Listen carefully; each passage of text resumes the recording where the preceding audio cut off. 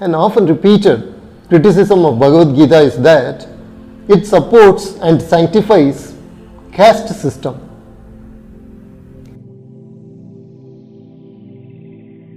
The arguments that are put forth to support this criticism show what is exactly wrong with the colonial and Marxist view of Indic sources. If we ask, does Bhagavad Gita support caste system? An influential section of academia say yes. And it will be joined by Marxists, Dravidianists and neo-Dalit activists. But what is the truth? Let us ourselves go into Bhagavad Gita and see what it actually says about caste system. If we take Bhagavad Gita, in the first chapter, Arjuna seems obsessed with Kula Dharma and Jati. In a span of 7 verses, he mentions Kula 10 times. Contrast this with what Krishna says. Throughout the discourse of Bhagavad Gita, Krishna never mentions Kula Dharma. In the place of Kula Dharma, he speaks about Swadharma, which in turn is based on Swabhava. That means, from a concept of birth-based duties, Krishna is moving to both individual-based and a holistic conception of Dharma. So here, Dharma for a person is based on his individual tendencies and nature and not based on to whom he was born, in which caste he was born. Now take the much abused verse in Bhagavad Gita, Chadu Vannam Maya Srishtam.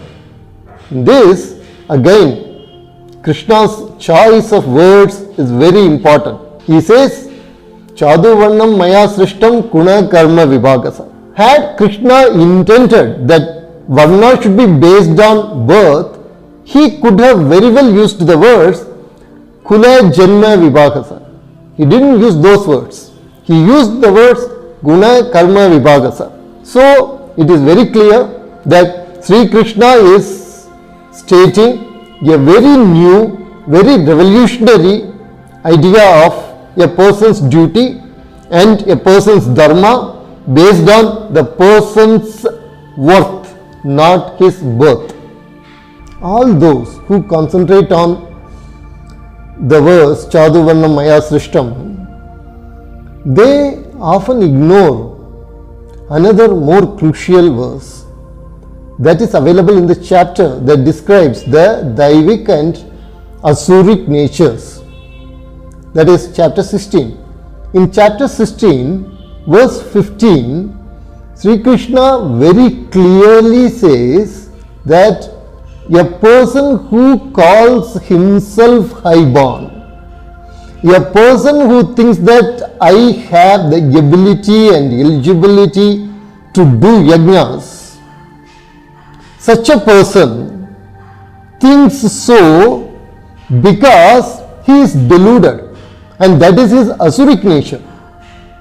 So here is a very clear statement in Bhagavad Gita that speaks about a person who considers himself highborn.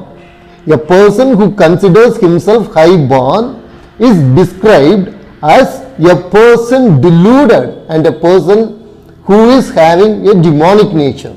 So how can then Bhagavad Gita support birth-based casteism? The next important sloga that comes in the same chapter, you have a sloga that describes how Gita abhors body-based exclusion. In fact, historians say that during the time of Bhagavad Gita, there was no untouchability. Nevertheless, the kind of aversion that gets created in the human mind towards other people, towards the bodies of other people, Krishna examines like a psychologist, and he gives reasons for them. He says, such a hatred for the Atman residing in other bodies Mamatma Parategeshu. The Atman residing in other bodies. Why a person develops hatred for that is because of Ahankara, ego, extreme ego, Balam, strength. Because I have the power, I have the strength, Darpam. Because I am vain, I am conceited. Then Krodham, vengeance, Kamam, lust. You take any Indian village where there is a dominant caste and where there is a marginalized caste. The relation between these two jatis, when it becomes negative, if a social psychologist is to go there and really study the phenomenon, then he or she would come to the decision that the reason for such abusive relationships between communities is not because one community belongs to the Aryan and another community belongs to the Dravidian, but it is because of these 5 psychological reasons.